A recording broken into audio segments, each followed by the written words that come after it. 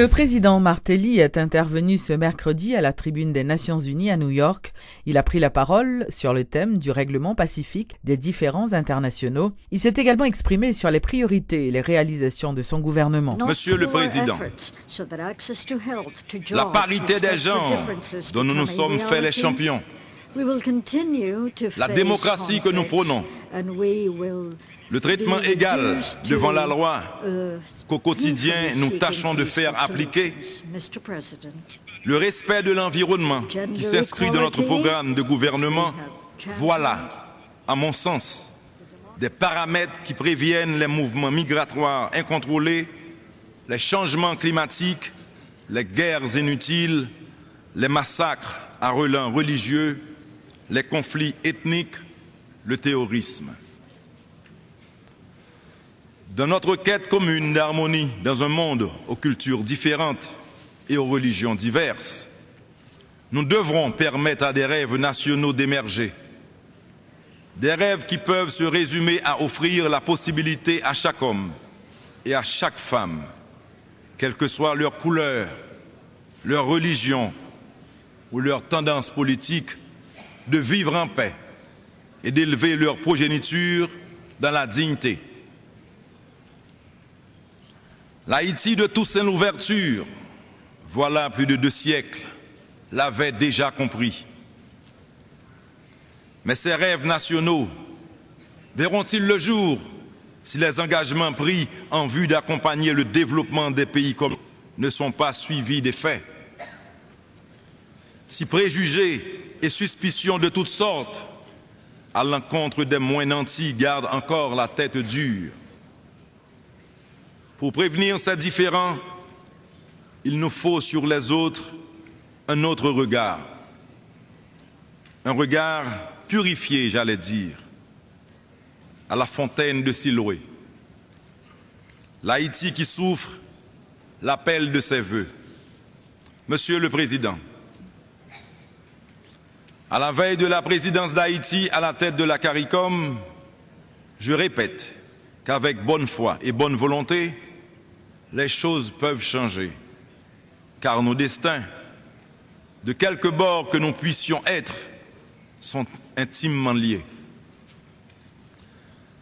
Dans un monde où la tendance globale est la constitution de grands blocs économiques et sociaux, les grands ne pourront demeurer grands que s'ils savent transformer la pluralité des enfants de la planète en une seule et grande famille sociale et économique, respectueuse des traditions culturelles et religieuses des uns et des autres, sans exclusion ni exclusive.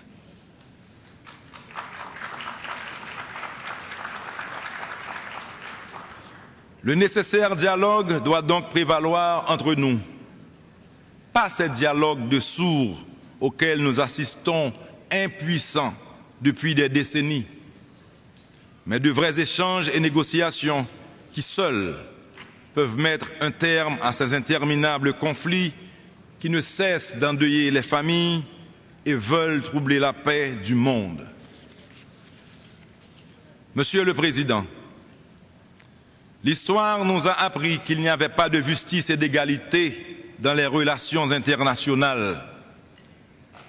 L'histoire nous a appris que chaque nation cherchait son intérêt propre. La création des Nations Unies a allumé chez les peuples l'espoir que les choses pouvaient être différentes. Il ne faut pas laisser mourir cette flamme. Dans n'importe quelle famille en général, dans celle des Nations Unies en particulier, il ne saurait y avoir des grands et des petits, des géants et des nains, mais des êtres égaux qui ont des intérêts à défendre, des opinions à faire valoir, sur la base d'une relation tournée vers l'avenir, une relation empreinte de liberté, d'égalité, de fraternité et de recherche du bonheur pour tous.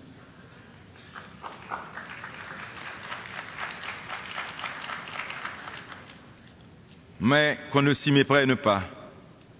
L'espace idéal pour la paix dans le monde pour la prospérité et la lutte contre la pauvreté reste le cadre démocratique. Haïti, sous mon leadership, l'a compris et s'y emploie activement, en renforçant les institutions locales réputées faibles ou jugées inopérantes. Haïti l'a compris. Elle a compris que seule la démocratie vécue peut apporter la stabilité.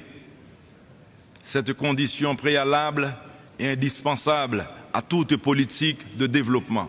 À vous, mes pères, leaders du monde, je veux rappeler que nos populations respectives nous ont choisis et nous ont mandatés pour que nous leur construisions un monde meilleur.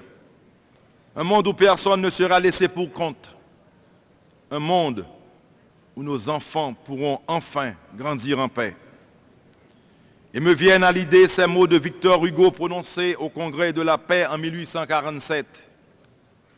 Un jour viendra où il n'y aura d'autres champs de bataille que les marchés s'ouvrant au commerce et les esprits s'ouvrant aux idées.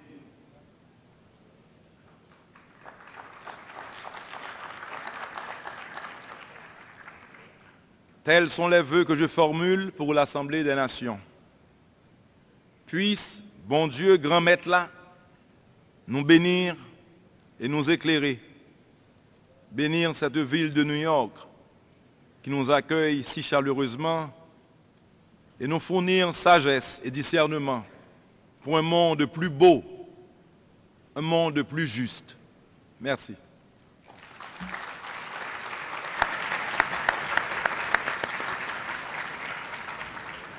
Notons qu'en marge de l'Assemblée des Nations Unies, le chef de l'État doit rencontrer le président sud-africain, le Premier ministre espagnol et la secrétaire d'État américaine.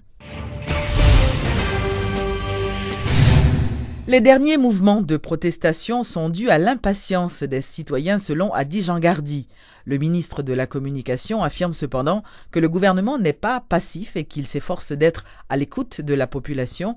M. Jangardi estime que les propos du Premier ministre concernant les manifestants ont été rapportés hors contexte. Il revient sur le remplacement des délégués du gouvernement au Cap-Haïtien et au CAI, affirmant qu'il s'agissait d'une revendication des manifestants la semaine passée. Le président, selon lui, n'a fait qu'appliquer l'une de ses prérogatives. Il peut changer ses délégués à n'importe quel moment. Ses délégués.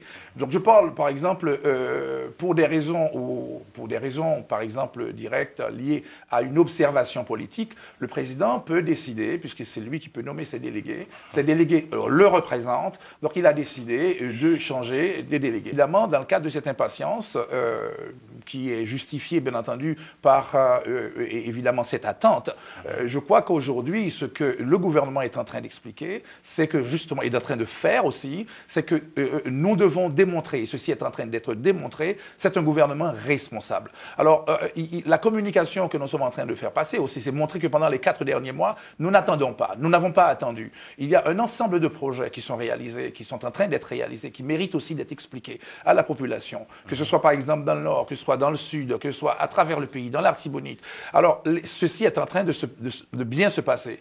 Et les engagements que nous avons pris, les engagements que le gouvernement Martelly-Lamotte, les engagements que le gouvernement devait certainement lancer depuis 4 mois, sont en train d'être exécutés. Alors, avec maintenant un dialogue, il y a un dialogue entre la population, un dialogue ouvert entre la population et le gouvernement. On est en train de trouver des solutions. Ce dialogue, c'est quoi? C'est un dialogue qui permet au gouvernement de rencontrer les organisations populaires, de rencontrer aussi les leaders sociaux, les leaders de la presse et aussi les différents leaders religieux. Ceci permet également de montrer et de démontrer l'agenda qui est en train d'être suivi, le calendrier qui est en train d'être appliqué et de voir évidemment que les prochains jours seront meilleurs. Le prix de certains produits de première nécessité n'ont pas encore baissé sur le marché, comme l'a signalé le ministre du Commerce lors d'une intervention mardi. C'est ce qu'ont indiqué des petits commerçants qui disent avoir toutes les peines du monde à écouler leurs produits. Ces marchands dénoncent la lenteur des autorités à apporter une réponse adéquate au problème. Le prix sac du riz, 55 livres là, il était $25 après cyclone. Mais elle vient de descendre à $21,75. Nous remarquons mesures qui apprennent là, commencer à faire prière ou descendre. Ces propos sont du ministre haïtien du Commerce et de l'Industrie. Selon Wilson Lalo, les efforts du gouvernement pour faire chuter les prix des produits de première nécessité devraient déjà être visibles. Cependant, un petit tour dans les marchés publics de la capitale ce mercredi nous confirme le contraire. Qu'il s'agisse du riz, du blé, de la farine ou du maïs, les prix n'ont pas bougé dans Iota, nous dit certaines marchandes. Bon matin, m'acheter 10 000 gouttes de pain le matin. 10 riz, nous toujours acheter $200, nous toujours joindre $200. Sac farine dans les mêmes kounya, sac farine dans vend $360. Et combien de qu'on achète 250 de qu'on achète 240. Pour à matin, de qu'on paye $50 matin, paye pour à $55. Non. Pourquoi gagner descendre sur marché? Pourquoi gagner descendre sur marché? Les autorités font souvent référence à la situation qui prévaut à l'échelle internationale pour expliquer la hausse des prix sur le marché local. Toutefois, certains se demandent pourquoi donc a-t-il fallu que les prix des produits locaux grimpent également. Tant qu'on dit le pays pas noir, Shella, Shelda, dire ça nous qu'on paye à $35, $30, kounya là $60 le vendre. Moi-même m'acheter là $55 pour me vendre $60. Alors que le gouvernement attend des milliers de sacs de riz promis notamment par le Japon et l'Argentine pour essayer de contrôler le marché, des rencontres ont été réalisées avec des importateurs et grands commerçants sur la question. Entre-temps, des gens de certaines villes de province continuent à investir le pavé pour réclamer des actions concrètes visant à faire baisser les prix des produits sensibles.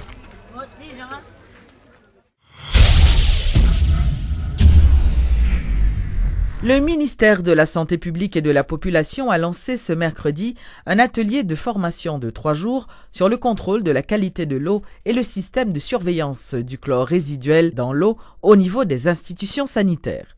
Cette formation, déjà réalisée dans 9 départements du pays, vise, entre autres, à lutter contre les maladies gastro-intestinales diarrhéiques et parvenir à l'éradication du choléra sur l'île d'Hispaniola dans les prochaines années. Suivez les explications du chef de service du MSPP, Hugues Bien-Aimé. Nous avons fini par identifier porte d'entrée le plus souvent choléra, c'est l'eau, aliments. C'est ça que nous commençons pour nous prendre par l'école. Nous commençons par faire formation sur de l'eau à tout officier inspecteur sanitaire et également autres cadres qui sont dans l'hôpital, tant public que privé, pour que nous résolvions le problème. Ce n'est pas un séminaire qui peut être fait comme si séminaire pour séminaire. Comme nous ça fait déjà, c'est un séminaire qui a fait avec des matériels qu'on a livrés. Ou après, nous avons 16 trousses de laboratoire, c'est-à-dire laboratoire portatif, qui a dans chaque coin au niveau du département sanitaire pour faire analyse bactériologique de l'eau. Et chaque institution a doté d'appareils blower qui quittent des tests pour faire chlore résiduel dans l'eau et n'a pas un résultat automatiquement grâce à un système 6-chlore que l'ingénieur dit n'est pas observatoire et essayer de mettre sous pied pour que rapidement là même côté mon a fait qui détecte de chlore résiduel là résultat qu'à la voyer grâce à un SMS tout réseau nous tout n'a gagné en même temps, c'est-à-dire que direction départementale côté l'affecté a gagné, direction générale santé publique a gagné, dîner pas gagné, OPS a gagné, OMS a gagné automatiquement pour nous remédier à la situation. Une grande foire d'exposition aura lieu les 28 et 29 septembre prochains à Petite-Rivière de l'Artibonite. Cet événement, créé par l'ISC, l'initiative de la société civile, a reçu le support de plusieurs partenaires. C'est une série de foires que nous déjà commencé à organiser. Pour qui ça nous fait, c'est pour nous essayer de faire promotion de ça, la boucle centre Artibonite. C'est une zone qui nous capable de dire qui circonscrit entre Miambalais au sud et Saint-Raphaël dans le nord, Hinche à l'est et Petite-Rivière de l'Artibonite à l'ouest. Toutes zones ça sont zones qui gagnent un potentiel économique extraordinaire. Et je crois que je dis sont zones et que pratiquement pays, nation, l'État haïtien t'a doué considérer avec beaucoup d'attention. Parce que, regardez, je dis, il y a importé des milliers de tonnes de riz pour répondre à besoins de population en matière de riz. Or, sont zones qui sont capables pratiquement alimenter pays en du riz, n'est-ce pas? Je dis, il y a un pile dans terre dans zone qui envahi par des sangsues parce que ils n'ont pas cultivé, n'est-ce pas? Ils n'ont pas exploité. et donc son manque à gagner, les gains pour pays. Ça, c'est un élément important, la production de riz et son zone qui produit des fruits et légumes, donc aux avocats, par exemple, en grande quantité et de très grande valeur. Après ça, nous avons un potentiel touristique extraordinaire dans la zone. Pas oublier que Petite Rivière de l'Artibonite, dans cœur ville là pratiquement, nous avons 2 monuments extrêmement importants. Le palais aux 365 portes que roi Christophe a construit. Nous pensons que 2 éléments, ça c'est 2 éléments extrêmement importants, l'aspect touristique, l'aspect de production agricole, et c'est ça que nous voulons mettre en évidence dans le cadre foire ça.